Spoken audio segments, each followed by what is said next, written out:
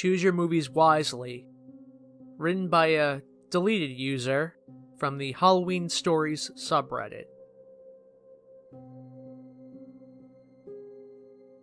Since I was a preteen, I always loved horror movies.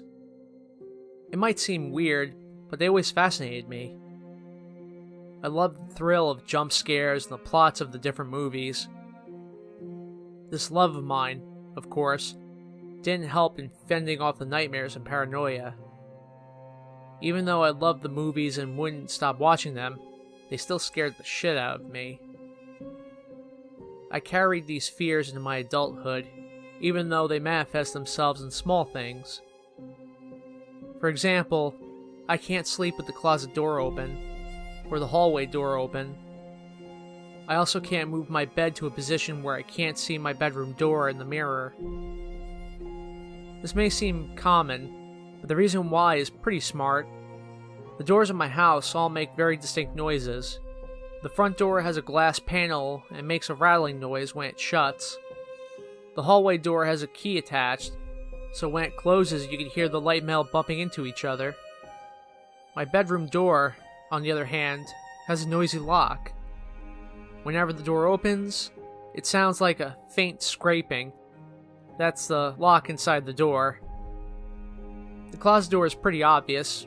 Monsters, am I right? Well, when I was younger, the doors had to be closed so the monsters couldn't get to me. After all, what monster wouldn't give up when faced with a closed door? As I grew older, the reasons became more logical, and all the more terrifying. The doors stay closed so that if anyone does come in trying to harm or kill me, I'll hear the door. Of course, it won't do anything to protect me, but at least I'll know. And I can look from my bed to the mirror and see the door from any angle. These were all stupid paranoid thoughts I had because of all the horror movies I watched, but all these small rituals made me feel slightly safer. Or at least I thought they did.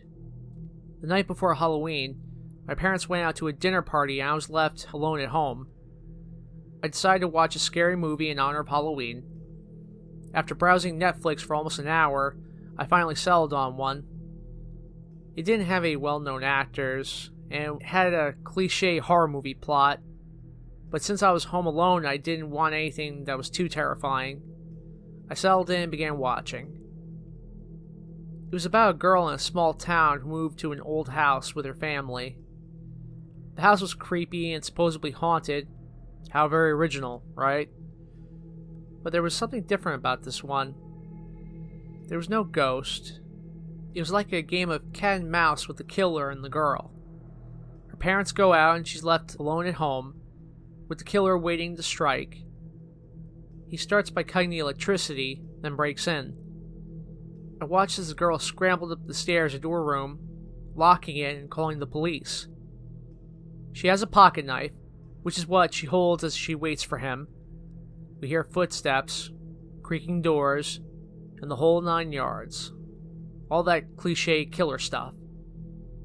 I'll spare you the details, but it was pretty unoriginal. I shut off the TV as I finished and went to wash the dishes.